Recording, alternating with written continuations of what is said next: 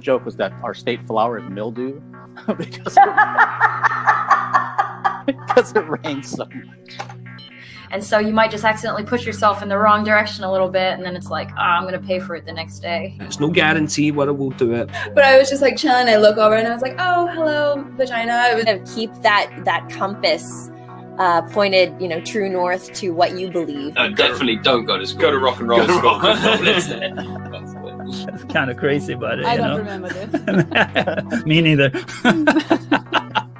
But when it comes to write lyrics, I really, it's a pain in the ass for me, Wow, this is what I want to listen to during my whole life. Did you really bring that up? That was a private conversation. I hope people keep thinking that I'm really relaxed while I'm playing and do not realize when I'm playing the difficult parts of the song. Those things are always interesting just because I'm so scattered. Polka metal can be interesting. Polka metal, yes. I like it. It's a microphone. What am I supposed to do with this? I'm not sure. I don't remember. I know who to sue. Yeah. It was that being told I can't and I shouldn't made me want to do it. And I'm really hopeful that that's not possible. I want to be in their presence, so I conduct my life in a way that I hope that they want to be in my presence as well.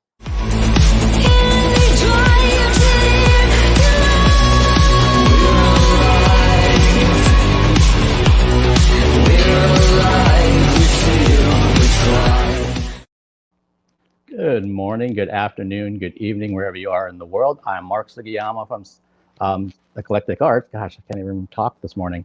Based here in Seattle, Washington. Thank you so much for taking the time to join us this Tuesday, the 22nd of June, 2021. And before we get to the interview, as always, I have some real quick housekeeping.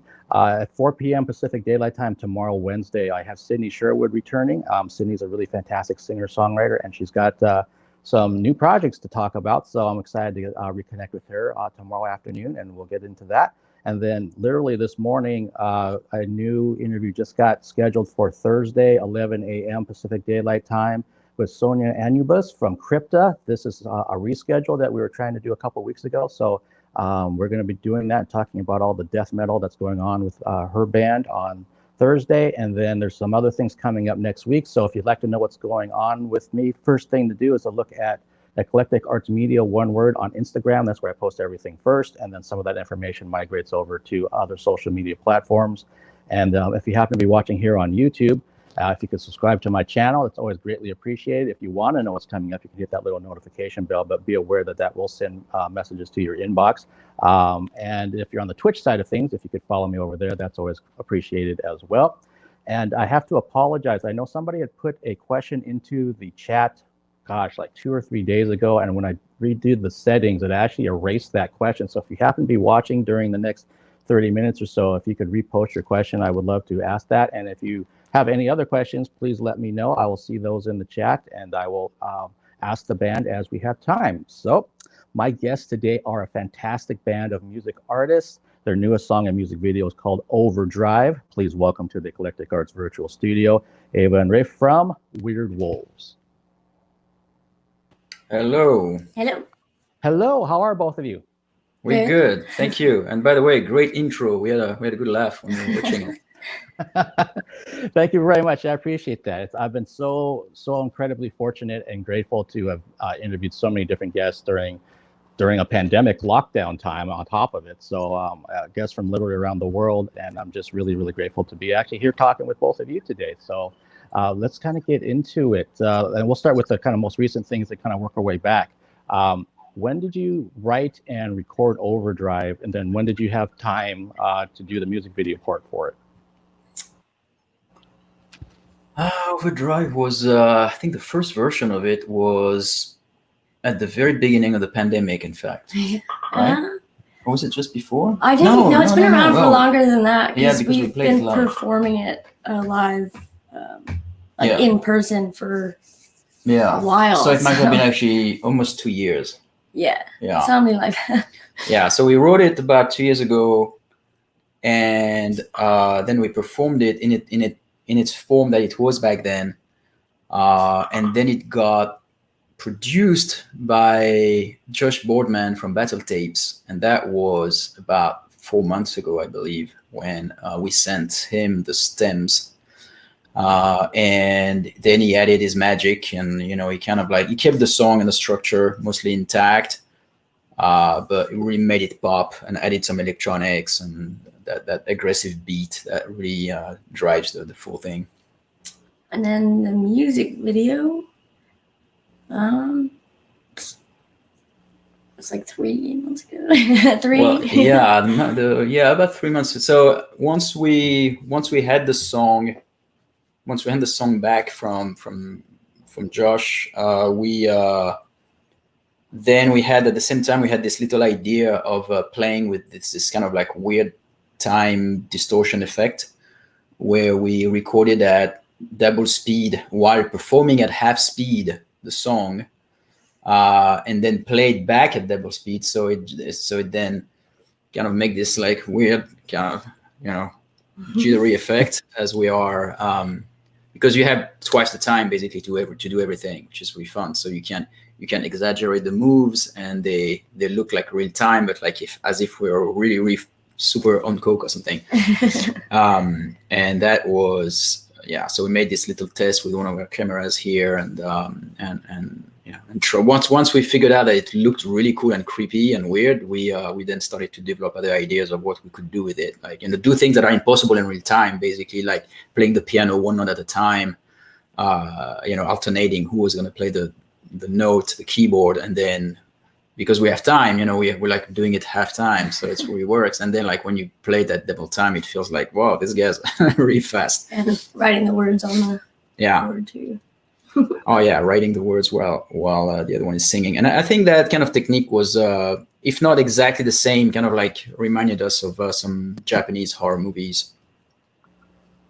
Okay, yeah, I was going to say, when you talked about the different times that you use to create that effect, and the kind of the herky-jerkiness of it at times, it reminded me distinctly of horror transformation scenes, when something's starting to happen and you're like, okay, they're going to turn into, maybe it's a wolf or something, or they're going to come out of a closet or something. But that's awesome that you. So I'm just curious, I have kind of a random mind. Where did that idea come from to mess around with the times?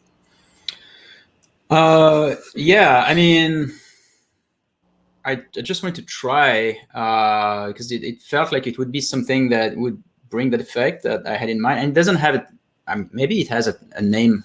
Maybe that technique is actually something, but I just don't know what it is.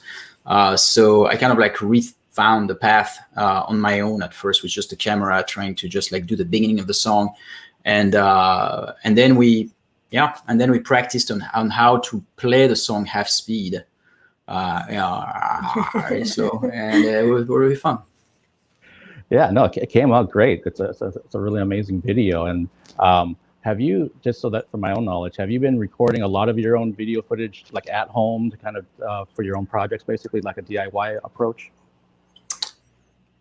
We have another one coming.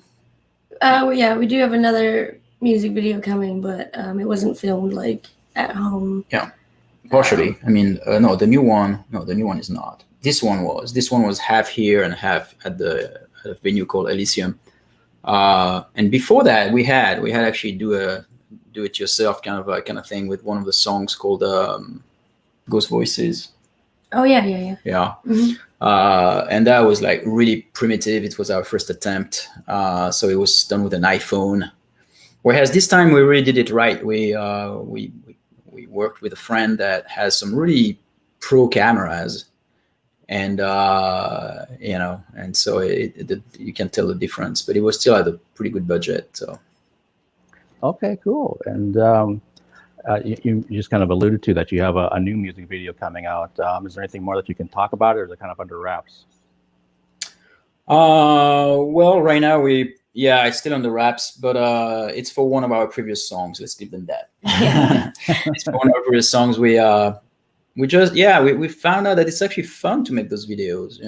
It plays to our image as kind of like a weird band a bit. We like to be edgy and sexy, but we also like to be a little silly and crazy and not too serious. Not too serious, right? So So it's kind of we're trying to, we're finding our vibe, what it is that we want to project.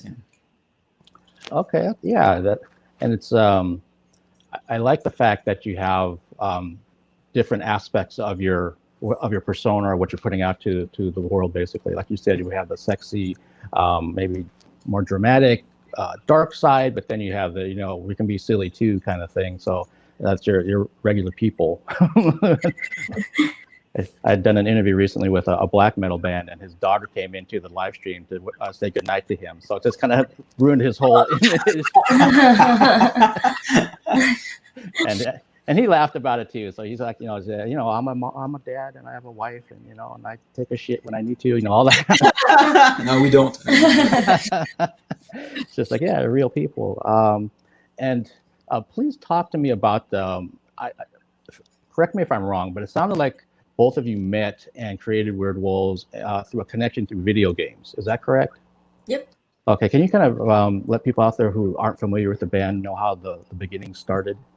Yeah. So I would consider myself a gamer, and I was really I still am super into Dishonored. That's a great game. And a mutual friend of ours knew that I really liked games, specifically his games, and knew him and thought that it would be a good idea to connect us.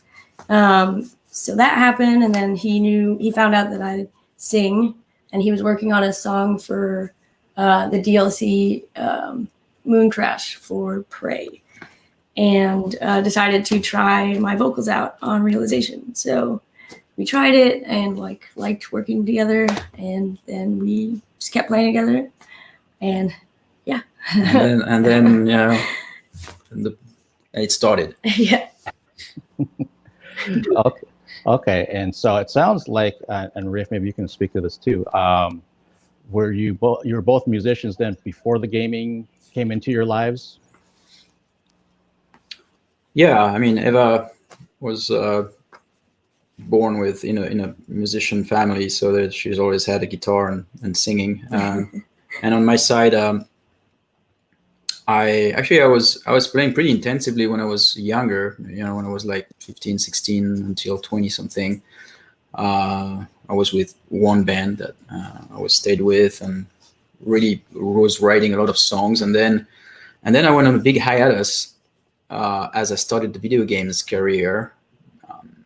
And frankly, I was a little discouraged back then because as I moved into the video game industry, there was we had a recording studio, and I felt, oh my God, this is like this people that come here to record stuff are so good compared to what I am, and so I felt a huge gap, and it kind of like killed not my passion, but my belief that I should keep playing music, and then after that, decades later, I was a little more free. I had more time, and so I started to join a cover band, and eventually I started to make some of the music for my games as well. Dishonored and Prey. There were some of the songs were mine, produced by a friend of mine who was really good at electronics and producing, and so that kind of like gave me the itch again. And pretty much when I met Eva, I started maybe like 2 years before meeting her, and then we met, and it was just, well, perfect. It just came together really nicely. Okay, cool. That's great that it happened organically. Had a mutual love of video games and both musicians, and then when you got together, that chemistry was there, and off you went. And I'm curious, what's your songwriting process like? Do you have a certain method that both of you do, or is it like somebody comes up with a chorus or a melody, and then you start working with the other person? Everyone's different.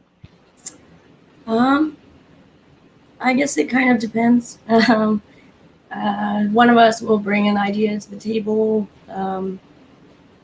and kind of we fiddle with it a little bit, and or just recently we just worked on a song where he kind of had all the music together, and then I did the melody and the lyrics. I don't know. It just kind of depends. Just kind of whatever we're feeling, I guess. Yeah, sometimes it starts at the level of just the guitar, you know, an acoustic guitar where I'll, you know, I or her pitch something. And sometimes I have more time, so I'll be like literally like dropping some tracks already and then like presenting a more advanced version. So it really depends. Okay, and I'm also, one thing that I thought was really interesting, and I wish more artists would do this, is that depending on the song, it seems that someone might be playing bass, someone might be playing guitar, you might be switching, and you're not locked into like one silo. Like I'm the guitarist, I'm the bassist, I'm the keyboardist, I'm the whatever. Is that just also kind of organically happen depending on the song that you're working on who's playing what? Yeah, well, he's a much better bass player than I am. So She's got better rhythm. if there's a bass solo, you know, I'm definitely not gonna be the one playing that. That's for sure.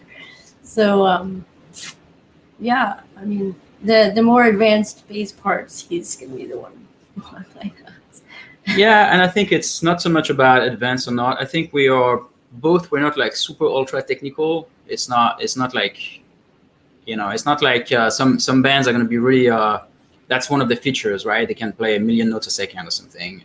For us, instrument, I mean, at least for me, you know, Eva, maybe I have a different approach to that, but for me, instruments are a way of expression, and they're here to support the music. So sometimes I don't really care. Like I'm a little agnostic about which one is my instrument so much. You know, I mean, I do like bass; it's fun, but also guitar. But I don't spend so much time trying to be ultra technical about it, because at the end of the day, sometimes you just use a synth and you have a better result than with a real bass, as far as like how it carries, how it fits the song itself, and the kind of effect that you want to bring in. So while I often start with an acoustic guitar or bass to write music, because I like to start with I like to start free from the production, free from the presentation and the big sound, because then the big sound is only going to amplify, and it's kind of an illusion to the. So I don't want to lose that. I don't want to lose the bass. The very fundamentals of the notes. So that's why I stay very simplistic, because if it's good at that level, then it will be only better when we bring the big sound. But yeah, I don't know what's your take on instruments in general. Just the switching around, or I mean. Well, like, you know, how much do you see an instrument like to be? Maybe guitar is your favorite thing. Like, I don't really have a favorite. Like, I grew up with the guitar, and I didn't really start playing the bass until Weirdwolves happened. But since I have been playing the bass, I really enjoy it. Even it's really big for you. Yeah, it's like the size of me, but I really like it. So, you know, I like to change it up, I guess. Okay, I can relate to that. I mean, I started off with guitar, and then back when I was getting into my first band in high school, we needed a bass player, and I happen to have a bass too. So I was like, well, Mark, you're the bass player. It's like, well, okay, I'll play bass. And at that time, I didn't really understand its role. I was just kind of playing it like I would play a rhythm guitar. But then once you start understanding how it works with the drums and everything else, then it really got good to me. And you like, you know, getting into that groove and basically making people want to move when you're doing the bass stuff. So yeah, that's the thing about bass and guitar is like, you know, there's this cliche that the bass is a simpler guitar kind of thing. And I know it always offends the bass players, and I understand why. I'm not offended in the sense that, again, to me, it's not so much about how complicated is your music. It's more like what you feel about it, you know. But you can go pretty deep in the bass, and I think like if you look at the best bass players, they're just as good as the best guitar players as far as like how technical and complex it is. Yeah, absolutely. You can do a huge deep dive into bass, and you'll never get to the bottom of it either. I mean, you'll just keep on going, and the more you learn, the more it just helps improve what you do with your songwriting and everything else, and how you come across live for sure. And I love, Riff, what you're talking about, that you love to start organically with the acoustic parts, basically the song in its acoustic form, because then if that's really strong, you can just add things on top of it. But if that thing's kind of weak or whatever, that's your foundation, then it's really going to get all kind of jumbled up, really, the more stuff you add on top of it. So you can take the most, you know, produced song, and if you strip it down, if it doesn't sound very good, there's something kind of wrong with that, in my opinion. So I love that you're looking at it from the same way I would look at it from constructing a song. So some of the stuff that I saw online when you're playing live, there's such a, I mentioned to you this pre-show that there's so many things going on with your music, and there's definitely an atmosphere that happens, and some of it's going to be a real high energy, some of it's going to be much more ethereal going on. And when you're playing, obviously we haven't been able to do this recently, but when you get a chance to go back and play live, what are you looking for from the presentation of Weirdwolves to a live audience? What are you trying to get across to them? Well, for us, it starts as well with the order of the songs usually, and we have quite a large panel of type of songs. You know, if we've talked about this a few times. Like there are some bands that are, and it's not a critique, but it's how they operate. You know, they're very one-dimensional, kind of like they have one song and they're gonna play that. They're gonna find a formula about it, like it's their identity, and it's very strong for supporting an identity. You know, if you do like always the same kind of song, like you know exactly this band, you go, oh yeah, I can recognize them. And then there are bands which are more like kind of all over, and that's a little bit where we are. So we have like some slow songs, some fast angry songs, some sad song. All of it is kind of dark somehow, but the speed and the coloration and the type of instruments that we put forward are never quite the same. And some of it is because we're at the stage where we're looking for exactly what is our sound, and some of it is because we like it. We like to offer a panel, and so when we work for a show, we try to find an order that is going to provide that experience, like that evolution and those change of moods to the people, so that we take them on a journey with us. Okay, yeah, that excuse me, that makes perfect sense to me. That and I love that you have intention in your set list. So maybe if you want to start soft and quiet, or maybe you want to just hit them right in the face and then kind of go dip down and kind of go back through those the ebb and flow and the ups and downs of the energy and the even just the pacing of your set. That yeah, because everything I watch is like, wow, I need to keep rewatching these things more than once, because there's so much not only visually going on, but then just sonically going on. That I love the fact that you're not going to be one note at all if you go see Weirdwolves. Thank you. Yeah, and this might be like a basic question that maybe your hardcore fans already know, but where did the name come from? We're both weird and we both like wolves. It's as simple as that. Yeah, we're almost the weird bunnies, and we thought, nah, it can be that. Like look at the logo would not be cool. Alliteration. Yeah. No, it's, yeah, I mean, I agree with Eva. I think we both kind of identify with the animal, the wolf, because of, you know, I guess our personalities, and for once we're wolf back, like, which is cool. And yeah, weird. It's the WW is kind of cool. Yeah. W squared.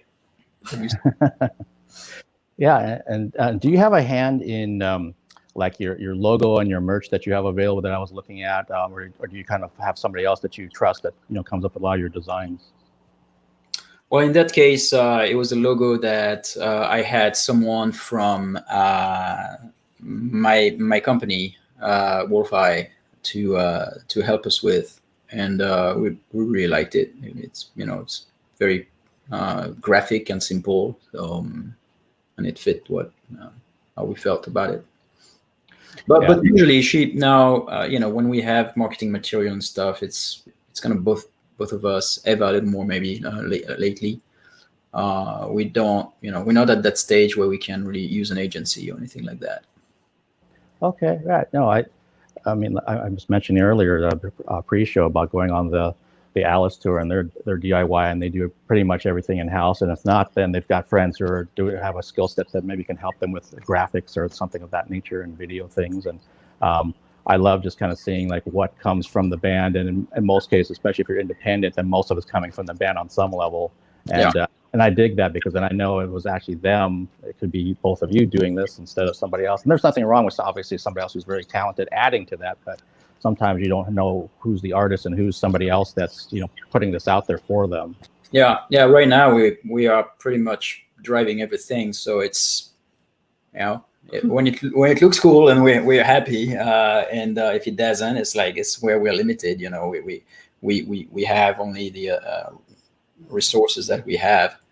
But it's been cool as well because it's very freeing. You know, it's very empowering to just like do whatever we want. Like those you know, pictures that you're using right now for your background. I mean, these are pictures we just took ourselves. You know, there was no one else to help, and we just it worked out well. I think it's fun. Yeah, no, I absolutely agree because it becomes, yeah, like you said, it's empowering, it's freeing, it's something that if you want to do that, then you do it. It's not, you don't have to sit there, well, can you sign off on this? Is it okay? And then you say, no, fuck it, we're just going to, this is what we want to do. And if you like it, great. And if you don't, you know, too bad. And I've been asking a lot of at least my music guests during the last 15 months or so, but during the lockdown pandemic time, did you find it to be any part of that where it was, hey, we actually came up with some stuff, we were inspired, we were creative, or it was like, you know, we're just not feeling it, and so we, you know, did what we could during that time? Some bands have been putting out all kinds of stuff because they were working on it for the last, you know, year or so, and other ones are just kind of doing it when they kind of felt inspired. Where do you guys fit into that spectrum? I mean, we've been playing constantly and doing our live stream shows. We've just been kind of just being Weirdwolves, you know, the whole time, and writing songs, and we've had a couple new songs since COVID. Right? Did we? Yeah. I mean, it's a breakup song. COVID was so hard. I mean, I'm sure everybody would agree, but it was weird. I think at first we had, personally anyway, I had zero creative inspiration when the things hit, because I just felt like I was gonna go and hibernate for 2 months, the time that this shit would be over, and then I can come back and be my normal self again. But instead it kept on dragging and dragging and dragging forever, until at some point you think, well, this is just our new life now. It's, you know. And then the creativity came back, but yeah, it was hard. So we did write a few songs, yeah, and they probably reflect that mood. But you know, on the positive side, we did learn how to stream, because it's intimidating at first. Like when you've never done it, you have no idea how to connect, how to push a good stereo sound, all limited, compressed the right way, so that it, you know, and the video part of it, and even like what is OBS, and how do you connect it with this thing called Facebook? I mean, at first it's pretty intimidating, and so we braved that, and so at least we got that now out of the way, and we practiced a lot. We were playing a lot, actually. So there was some positive about it, yeah, even though I hate to say it. Yeah, you know, and I can totally relate to what you're talking about when you're first, you know, getting your live stream setup together, because again, with Alice, they had never done that either. And so, and they did multi-cameras and all this other kind of thing. They had a light show, and they basically turned the drummer's living room or dining room area into a club. But they didn't know exactly what they're doing. So there was a lot of trial and error. And there's times, you know, when everything just dropped out and you couldn't hear something or whatever. Or if I was doing my interview, then suddenly Mark disappeared, and it was just, you know, just, yeah, you just had to learn from it. And but now, with all that knowledge, it's like if they want to do it, you know, a year from now for some reason, or if they want to do something to promote their new single or whatever, they can hop right on and just take care of it. So that's definitely been, I think, a plus for a lot of bands that have learned, including the bands and DJs that were on that tour. They had the same thing, like, hey, we'd love to do a set with you guys, but we don't know what the hell to do to get, how do we make this work so that not only does it get out there, but that it sounds the way we want it to sound as best as we can, because you want to have some quality control too, if you can help it. And so, yeah, it's definitely a learning process for a lot of bands. And it's interesting too, because I'm seeing now as things are coming back to live events this summer, definitely in the fall, that there's been hybrid shows where you can go see something in person, but if there's limited capacity, then they're still selling virtual tickets, so they can kind of make up the you know, money part of it that way. And how are things down, especially down in Texas? It seems like you guys have been kind of maybe open longer than maybe other parts of the country. Yeah, yeah, it's been open for a lot longer than it probably should have been. but we haven't played in over a year. So our first we played in March last time. Yeah. So that's going to be a year and a half when we play again. And we're going to play actually on July 2nd for the first time since COVID happened. And that's going to be at the Elysium on July 2nd. It's a Friday. Okay, nice. July 2nd. I'll get to hear you live back on a stage. Are you just raring to go, or is there any kind of trepidation about getting back in front of a live audience? Every guest has been different when I talk to them about this. I think we can't wait. I'm super excited. Yeah. The live stream shows just like haven't been the same. There's not the same energy, not even close. Yeah. So it's hard to perform that Yeah, way. you play to a camera. Yeah. That's kind of weird. It was an interesting. It was an interesting experience. It was, for sure. You know, and we also played to way more people than we actually do in a room. Yeah. But it did not feel like it. Yeah. Yeah, no, I talked to a gal that is like a singer-songwriter, and when she did her first live stream, she was saying like what you're talking about, that she finished her first song and she's used to hearing applause or something, and she heard nothing because she's streaming. So it's like, okay, I guess I go into the next song, because she just didn't know what to do. It was really kind of awkward at first, and then she kind of got used to the silence the more streams that she did.